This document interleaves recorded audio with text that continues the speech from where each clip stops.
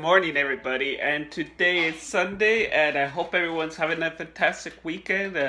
This is, you could tell it's morning because I'm not ready at all, and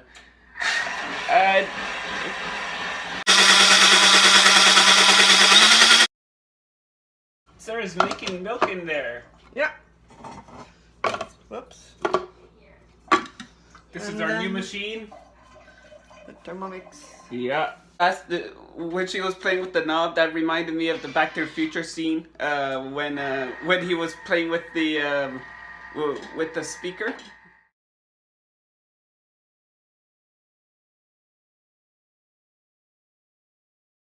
And this thing reminds me of the DeLorean.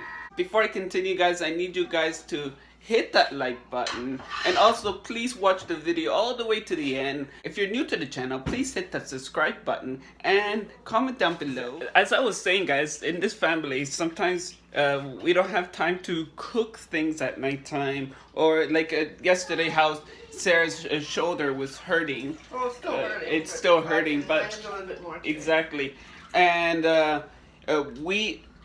when we need something in the morning, especially milk, what she does is she soaks the cashews and the rice in the water overnight, and then in the morning it's a lot easier doing the milk. Instead of waiting another hour or so for it to be ready. And then we wait about 10 minutes to cool it down. 6 minutes cooking, 2 minutes of mixing and yeah. Like that. So within 10 minutes we have milk ready. We're not the usual family that when there's no milk, we say, I'll just go to the corner store and I'll go get milk. We can't do that. I remember doing that actually, a long time ago. When we were having almond milk and soy milk and all that. Yeah. We just go get. I actually remember getting milk for Sam that was dairy when he was a baby. Before knowing he had oh no, but we were on a lactose-free milk. No, it was actually dairy. Yeah, but it was lactose-free. Was it? Yeah. Oh, okay. It's so far, it was 8 years ago. Or we'd buy the actual dairy milk and add the lactate drops in it, you know? Yeah, it was when we were trying to figure out what was wrong with Sam. He was vomiting so much. We thought it was a lactose intolerance. Yeah. It turns out it was actually dairy. Yeah, exactly. It was very difficult with Sam. With the dairy and everything, figuring out what was wrong, and we figured out what was wrong. And last week we were having a huge issue with Eli, and he was very whiny, screaming, and yes, he had an allergic reaction to something the other day that was mast cells related, but we also figured out eating all the high histamine so what foods. It was exactly. I don't know. Could be all of them together. It was too much. I don't know, but ever since we took out the sun butter from his diet, he's been a whole lot better. He's still detoxing, but it takes a while for some to fully cleanse their body. And this, if you're wondering what the sun butter is, for those who don't know. Made out of sunflower seeds. It's this. You could get it at almost any grocery store now, I think. The ones that have the organic section. Yeah, it's really good. If you're sick and tired of peanut butter, or if you can't have. If you can't have peanut butter, this is really good. If you can handle some sunflower seeds, it's really good. Yeah. So he reacted to the sunflower seeds and whatever else was in there, and. Yeah, I'm glad he's calming down now, and he's a different kid when he's on this diet, and people need to understand kids like him, and it's very difficult. She actually read a book the other day that she got from the library. What was the name? It's called My Friend Has ADHD. And it was very informative. It was good. He liked it, and he was asking questions and wondering if he had that, and I explained that it made him more creative, then that's why he likes to draw and things like that. And be doing videos. Yeah. Exactly. Yeah. So we got into explaining what it does. So he knows before going to school, He's a little bit different, but it doesn't make him I will. stupid or anything. I will. It's just different way of thinking. I will actually be reading that book to him in a video, and showing his reaction and what he thinks and what he learned from it. And so, if you want to see that, please hit the like button and comment down below, guys. Okay, that's too hard. What do you want to do? This one or this one? I'm gonna do it going up to 2. Okay. So then let's do the next one. Okay. 2. Go. 2 is my next one. You should have gotten your king card. Oh my God, it's right Leave there. It there. Leave it there. Oh wait. Okay. Now you need another one. Lucky. But I have to find this. Yeah, eventually. Do that now. Okay. So this one flips over. Okay. Me. 5, 8, And then mommy has. 3. I win! You're second place, Eli. And then mommy gets it. But you cheated. You, a lot of turns, you like, you know. No. So basically, it's 50-50. I was gonna take you. Fine, Eli, you win. Boom, boom. Boom, boom. Oh, you have to, yeah, you're right. Like this. Like that. And then we go like this. Close it. And close it. Okay. Careful. Take it off. How you doing, Micah? After Friday? What do you want? Oh, like this. Under. Okay. Like this. Boom, boom. Boom, boom. Boom, boom. Good job. He's just been a little cranky. Huh? He woke up angry. Really? Yeah, throwing stuff everywhere. Huh? Yeah, throwing books and toys. What are you doing? It's his body trying to get rid of whatever they gave him at the hospital, and Yeah. it takes time. Like I said, for Eli, it takes a while when he's digesting something, and if it's for everybody else, even for whoever's watching right now. It's like it takes a while, and a lot of people don't understand that. Take it off. Give a big hug.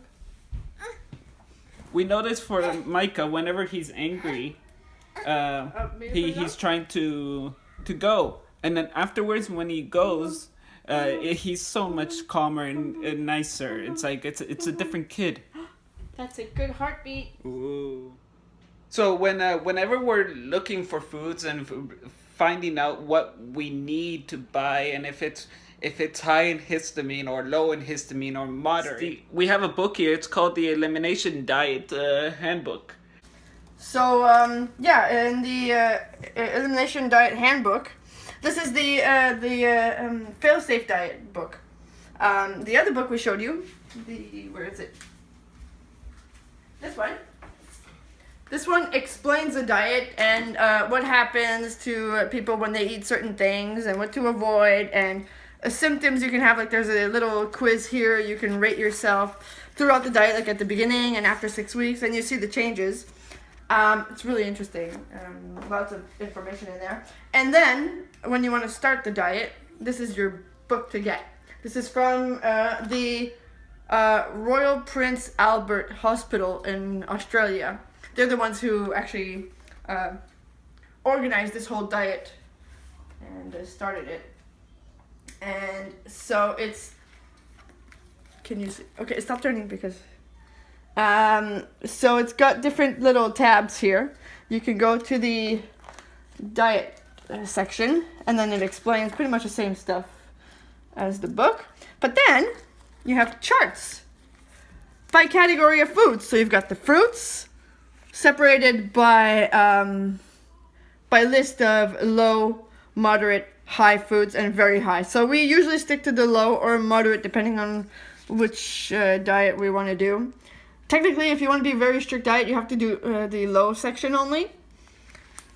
But we've been known to kind of go into the moderate foods once in a while. Leeks. Those are not leeks. No, I did it. Those are green onions. Oh, okay. They look like leeks from me. Wait, don't move. Yeah, so, I mean, as you can see, the list of low foods is quite limited. not much to eat. But yeah, it tells you everything you need to know. And there's even a few recipes per section, you know? Like the meat has sausage recipe, meat sauce recipe. And then after that, you also have, well, there's a gluten-free section of gluten-free flours and baking mixes and all that. But then, further down, you also have, what is pretty cool, a menu planning section. There are 4 weeks of menus, depending on what you have to avoid. The first 2 are completely free of gluten, dairy, soy, eggs, and nuts. This one contains eggs, and this one has eggs. It's free of nut, so just no nuts, okay? And yeah, lots of pretty cool recipes in here. And most of these recipes are in the actual cookbook of the diet. And that is this one. Well, this is the American version. There is a Australian version. Same recipes, just different name. That goes along with this. It tells you like which page to find it on. So these are the 3 books we use for the diet. You've got the explanation book, the shopping guide, and the cookbook. So I'll show you just a few that, you know, fish and lentils. We've done that quite a few times. Boys like it. Let's see. Homemade crackers.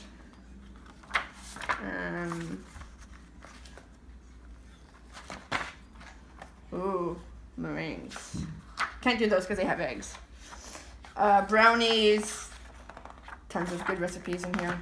The jam cookies, we love those, but I have to make more jam because the ones we find in the stores, we can't use those.